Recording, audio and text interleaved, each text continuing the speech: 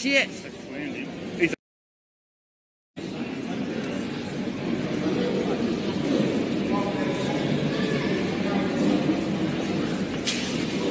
Oh, shit! Scum of the earth, drunken, un-Australian morons. Those are the harsh words from union boss John Setka, describing yesterday's violent protests in Melbourne, blaming demonstrators as the reason construction workers will be out of work for at least the next fortnight. And this morning, the city is again on edge with more rallies planned in the next couple of hours. We're joined now by John Setka from the CFMEU. John, good morning to you. Thanks for your time.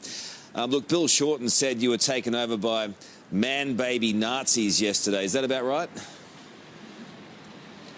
That's about right. It's a pretty fair assessment, Carl. Tell me what happened.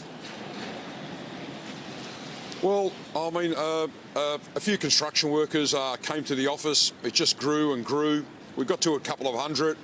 I went out there with a couple of my executive officers to just address them. So we got nothing to be scared of. We've done nothing wrong. Want to see what it's all about. Went out there, and I seen there was a sprinkling of construction workers there of our members, and the rest were just people I wouldn't even know who they are. You couldn't even talk. We tried to keep it all calm, and it just got out of control. You know, people started throwing bottles. Some of them were fighting amongst themselves. You know, once they started throwing the bottles away, that was it. We just said, look, this is too dangerous. Let's move back in. And it just got out of control from there on. And the crowd grew bigger.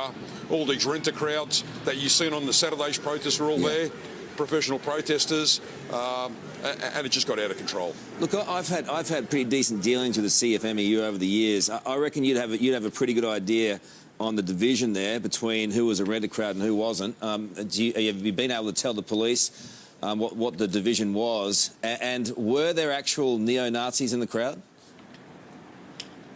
I believe there was.